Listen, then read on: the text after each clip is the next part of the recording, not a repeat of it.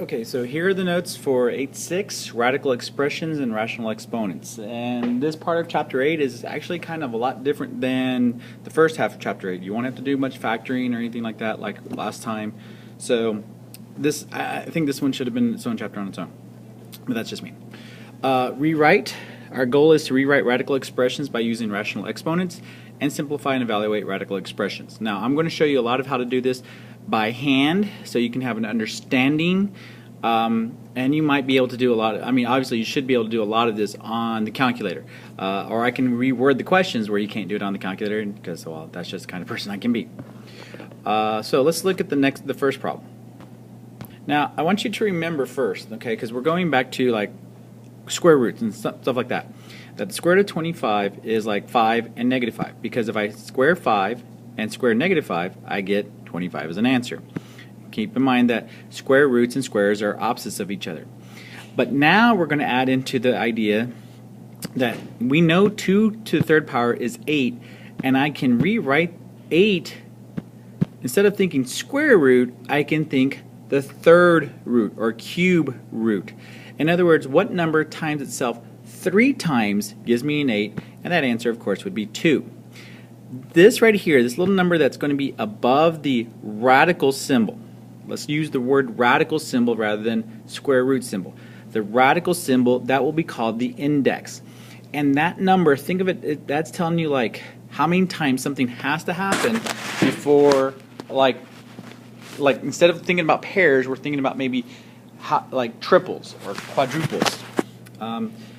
So like there, like on 8, I'm going 2 and 4, 2 and 2, but because of this 3, I'm looking now, instead of looking for pairs, I'm looking for 3 of a kind. And that's how I get my answer there. Okay, so keep in mind the index. The index is going to be very important. It tells you what root you're taking. There's a little chart here, and it tells you that if there's an odd index, which means like you see a cube root or a fifth root or a seventh root, there's only one real answer. Okay, so like the cube root of 8 is just 2. But if you have an even index of a positive number, there are 2 real roots. Like the fourth root of 16 is positive 2 and negative 2. If you have an even index of a negative number, there are no real roots. You can't find an answer. There is no number times itself 4 times that would give me negative 16. And if you have a radicand of 0, which means a 0 inside the radical symbol, then you automatically have a 0 for an answer. 1 root of 0. So, for example, the fourth roots, or find the fourth roots of 81. Well, again, realize that that's that radical symbol with the 4 to the 81, which would be 3 and negative 3. Now, this stuff that you can type into the calculator, and I will show you how towards the end of this, but at the same time, you should know your multiplication tables hopefully well enough that you could find that quickly and easily on your own. Okay, so let's look at cube roots of negative 125. That would be with a little 3 on the radical symbol for negative 125. And that only has one real root, okay, and it's going to be a negative number. So the signs will match on those cube roots, or fifth roots, or seventh roots. And the cube root of negative 125 is negative 5, because negative 5 times itself 3 times gives you 125. The sixth root of negative 729, well, that's a negative number inside with an even index, so there are no real roots. So the answer would be none. Okay, I'm going to show you on the next set of examples. The book does things a little differently than I do, so keep that in mind, that I do things a little bit differently. Okay, so if you wanted to see how the book does it, you can look at the book, and on example number 2, it's on page 611. Okay, but I do things differently. I like to do things by a factor tree. So let me show you here with 27. I'm going to break that down to its prime factors. So here's 3 and 9. Now I'm going to be further broken down to 3 and 3. Now because the index is 3,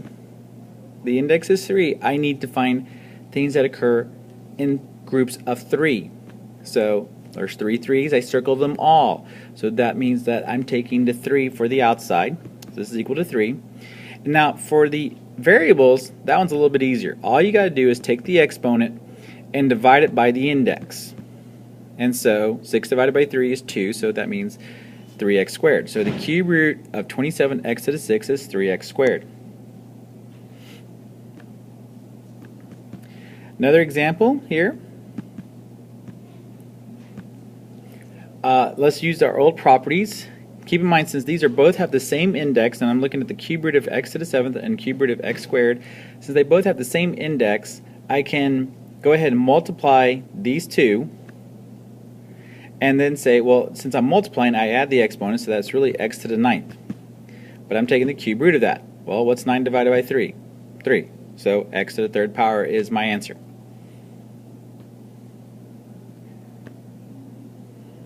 Okay, so now we're ready to look at rational exponents. Okay, what does that mean? That means now I can have fractions in the exponents just to torture your mind a little bit more. But now actually that makes things a little bit easier for you, because that means if you know how to write it in like that, you can at least type in the number parts of that into the calculator. So keep in mind that I can have any number or any base raised to the m over n power. The m represents the power, or the power, and the n is the root index. For example, 8 to the 2/3 means like saying the cube root of 8 and then square that. Well, the cube root of 8 is 2 and then squared is 4. Now I could have gone the other way and said 8 squared, which is 64, and take the cube root of that. But for me, I like to work with the smaller numbers and then kind of work my way up. So that's just the way I kind of approach it. So I usually will do the index and the power on the outside. Okay, so for example, 16 to the 1/4 power is just the 4th root of 16 raised to the 1 power, and the answer there is 2. We won't worry about with negative 2 because I would go ahead and tell you if it's positive or negative based on the answer. Okay, so I won't worry about plus and minus until we start solving equations, because when we start solving equations in 8-8, that's when we would worry about the plus and the minus. Okay, so one more example. Negative 125 to the 2/3 power is the cube root of negative 125 squared. And that would be negative 5 squared, because the cube root of 125 is negative 5. And so 5 squared is, or negative 5 squared is 25. Alright, so now we're going to rewrite these, but using rational expressions, or exponents. So let's go from like this radical symbol here back to writing it like that. So here I have the 4th root of 7 raised to the 3rd power, which means that I'm going to put here 7. The exponent is, or the power is 3, the index is 4, so 7 to the 3/4 power. It comes out to a decimal, so I'm not going to even work it any further than that. Here's the cube root of 11 to the 6th power.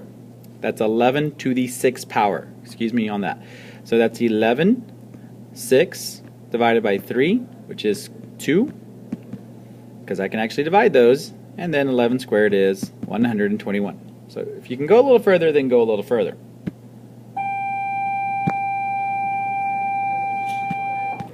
Finally, I wanted to remind you about Matman. So on page 612, they give you some of the properties that we've done before. Like, for example, here, 25 to the 3/5 times 25 to the 2/5.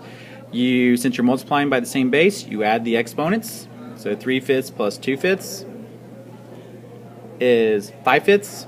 So 5/5 is actually 1. So 25 to the 1 power is 25. 8 to the 1/3 over 8 to the 2/3 is 8 to the 1/3 minus 2/3, which would be negative 1/3, which means take the reciprocal. So the cube root of 8 is 2, and that ends up being 1/2. Because remember, this negative, think of that as also making that as a reciprocal. That's an important rule to note for later. That's not actually mentioned here in the book. That is 8-6 in a nutshell. I've shown you how to do it by hand, and maybe in class I can show you with the calculator. Thank you. 9 minutes.